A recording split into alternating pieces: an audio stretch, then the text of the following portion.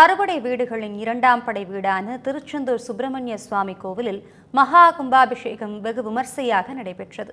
இதுகுறித்து பக்தர்களிடம் நமது செய்தியாளர் சரவணன் நடத்திய கலந்துரையாடலை தற்போது பார்க்கலாம்.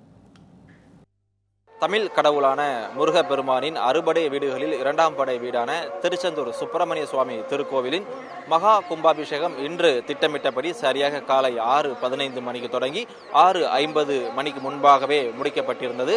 முதலில் மூலவர் என்று சொல்லப்படக்கூடிய சண்முகர் மற்றும் வள்ளி, தெய்வானை மற்றும் கிழக்கு வாசல், அது மட்டுமில்லாமல் ராஜகோபுரம் என அனைத்து கோபுரங்களிலும் ஒரே நேரத்தில் அந்த புனித நீர் மூலமாக அந்த மகா கும்பாபிஷேகமானது நடத்தப்பட்டது.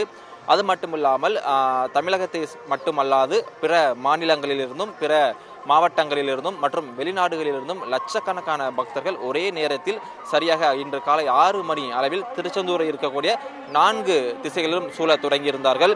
திட்டமிட்டபடி தொடங்கிய அந்த கும்பாபிஷேகத்தை தொடர்ந்து பொதுமக்கள் கந்தனுக்கு அரோகரா, கடம்பனுக்கு அரோகரா என்று அந்த அரோகரா கோஷமானது விண்ணை பிளக்கும் அளவிற்கு திருச்செந்தூர் நகர் முழுவதிலும் ஒலித்துக் கொண்டிருந்தது. அது மட்டுமல்லாமல் புனித நீரானது மக்களுக்கு ராட்சச ட்ரோன் மூலமாகவும் தெளிக்கப்பட்டிருந்தது. பொதுமக்களுக்கு தேவையான அனைத்து முன்னெச்சரிக்கை நடவடிக்கைகளையும் பாதுகாப்பு ஏற்பாடுகளையும் கோவில் நிர்வாகத்தினர் சிறப்பாக செய்திருந்தார்கள். மேலும் நெல்லை மற்றும் ராமநாதபுரம் சரக டிஐஜிகள் தலைமையில் 10 மாவட்டங்களிலிருந்து சுமார் 6000க்கும் மேற்பட்ட போலீசார் கடந்த 3 நாட்களாகவே திருச்செந்தூர் பகுதியில் மிகுந்த ஒரு பாதுகாப்பு பணியில் ஈடுபட்டு வந்தாங்க. தற்பொழுது நடந்து முடிந்திருக்கக்கூடிய திருச்செந்தூர் சுப்பிரமணிய சுவாமி திருக்கோவிலின் மகா கும்பாபிஷேகம் குறித்து பேசுவதற்காக பக்தர் ஒருவர் நம்மிடம் இணைந்திருக்கிறார். அவரிடம் சில கேள்விகளை முன்வைக்கலாம். சார் வணக்கம். கிட்டத்தட்ட 15 ஆண்டுகளுக்கு பிறகு இன்று நடைபெற்றிருக்கக்கூடிய இந்த கும்பாபிஷேகம் குறித்து உங்களுக்கு கருத்து என்ன சார்? ரொம்ப சிறப்பாக நடைபெற்றது என்று நான் சொல்லுகிறேன். ஏன்னா அந்த யாகசாலை என்பதுதான் இதுல ஒரு கும்பாபிஷேகத்தில் மிக முக்கியமான விஷயம். இந்த யாகசாலையில ரொம்ப சிரத்தையாக சிவாச்சாரியார்களும் போத்தி பெருமக்களும் பட்டாச்சாரியார்களும் அந்த சுவாமிய அந்த கும்பத்தில் ஆவாகனம் செய்து, கும்பம் என்று சொன்னால் நிறைத்தல் என்று பொருள்படும், கும்பாபிஷேகம் என்று சொன்னால் அபிஷேகத்தால் நிறைத்தல் என்று பொருள்படும். திருக்குட முழுக்கு நன்னீராட்டு, இதுதான் கும்பாபிஷேகத்துக்கு தமிழ் சொல். இன்னும் 12 ஆண்டுகள் கழித்துத்தானே இந்த நிகழ்வு நடக்கும் என்கிற வருத்தம் தானே தவிர வேறு எந்த வருத்தமும் இல்லை. மறக்க முடியாத திருவிழா இந்த திருவிழா. கும்பாபிஷேகம் நல்லபடியாக நாங்கள் பார்த்தோம். அரேஞ்ச்மெண்ட்ஸு, போலீஸோட செக்யூரிட்டி எல்லாமே சூப்பராக இருந்துச்சு.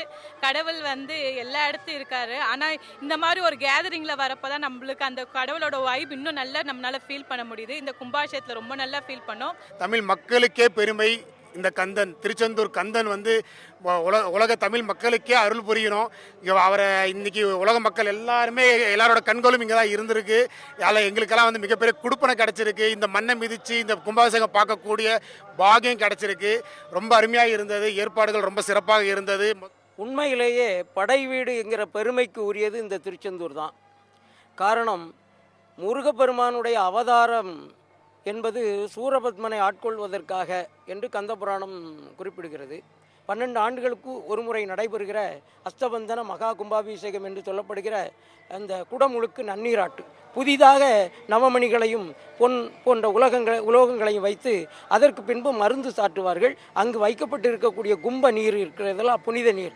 அதிலே அந்த சக்தியை ஏற்படுத்தி அந்த கும்பத்தில் இருக்கக்கூடிய சக்தியை கொண்டு பிம்பத்திலே ஊற்றுவது தான் இந்த குடமுழுக்கினுடைய அடிப்படை. சாமி தரிசனம்லாம் நல்லா இருந்தது. கும்பாபிஷேகம் நல்லா சிறப்பாக இருந்தது. நல்லா அரேஞ்ச்மெண்ட்டும் நல்லா பண்ணியிருந்தாங்க. சாப்பாடு அன்னதானத்துக்கு மட்டும் கொஞ்சம் சிரமம், வெளியே போனால் உள்ள வர்றதுக்கு சிரமமாக இருந்தது. மற்றபடி எல்லாமே நல்லா இருந்ததுண்ணா.